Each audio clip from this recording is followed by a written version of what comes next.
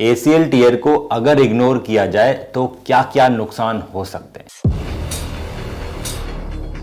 दोस्तों, हमारे नी की अगर हम नॉर्मल एनाटॉमी देखें तो ऊपर वाली बोन थाई बोन फीमर, नीचे वाली बोन शिन बोन टिबिया और पटेला, ये 3 बोन्स होती है। इन बोन्स के ऊपर एक थिक लेयर ऑफ कार्टिलेज होता है जो कि नी की गद्दी होती है। जैसे जैसे हम बड़े होते हैं वो गद्दी घिसने लगती है और जो हमारे बुजुर्ग हैं, जो हमारे ग्रैंड पेरेंट्स हैं घर के अंदर, जो हमारे मदर फादर हैं घर के अंदर, उनकी गद्दी अमूमन कुछ लोगों में पूरी घिस जाती है। तब हम बोलते हैं कि उसमें नी रिप्लेसमेंट की जरूरत है। दूसरा, नी के अंदर लिगामेंट होते हैं ACL और PCL जो हमारी नी को स्टेबिलिटी देते हैं। साथ ही में ऊपर वाली बोन फीमर और नीचे वाली बोन टिबिया, उन दोनों के बीच में 2 गद्दियां होती है जिसको बोलते हैं मेनिस्कस। तो जब ACL टूट जाता है किसी का तो इनस्टेबिलिटी या लचक आने लगती है जिसके कारण पेशेंट एक्टिव रनिंग नहीं कर पाता, डांस नहीं कर पाता। जब भी करता है तो उसको लगता है उसका पांव स्लिप हो रहा है। अगर आप इस सिम्टम्स को इग्नोर करते हो और कोई इलाज नहीं लेते तो एक तो पहला नुकसान ये होगा कि आप एक्टिव लाइफ से बहुत दूर चले जाओगे। आप रनिंग नहीं कर पाओगे, जॉगिंग नहीं कर पाओगे, डांस नहीं कर पाओगे, रिक्रिएशनल एक्टिविटीज नहीं कर पाओगे। जब भी आप करने की कोशिश करोगे आपके पैरों में लचक आएगी, लॉस ऑफ कॉन्फिडेंस होगा। दूसरा, ये जो लचक है धीरे धीरे ये आपके घुटने के कार्टिलेज को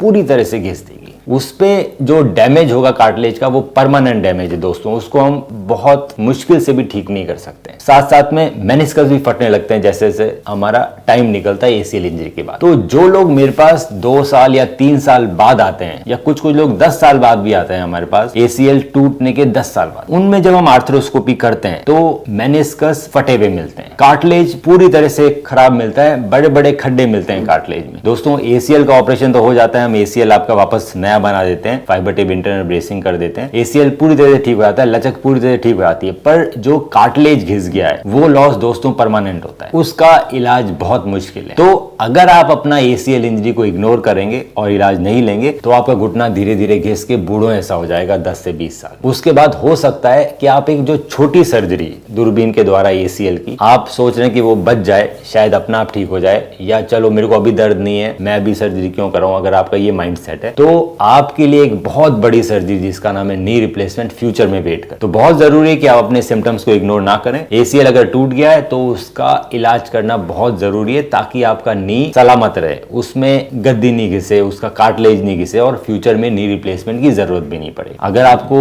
इस ACL टीयर के लिए किसी भी तरह के सवाल हैं या आपकी MRI में लिखा हुआ है कि आपको ACL टीयर या स्ट्रेन है तो आप हमें अपनी MRI भेज सकते हैं। मैं उसको डिटेल में स्टडी करके बताऊंगा कि आपके लिए सबसे बेस्ट ट्रीटमेंट ऑप्शन क्या है। क्या उसको बिना ऑपरेशन के ठीक किया जा सकता है अगर वो पार्शियल टीयर है, या उसको रिपेयर कर सकते हैं या उसको रिकंस्ट्रक्ट कर सकते हैं। ऑर्थो स्पोर्ट्स इंजरी के साथ भी, इंजरी के बाद भी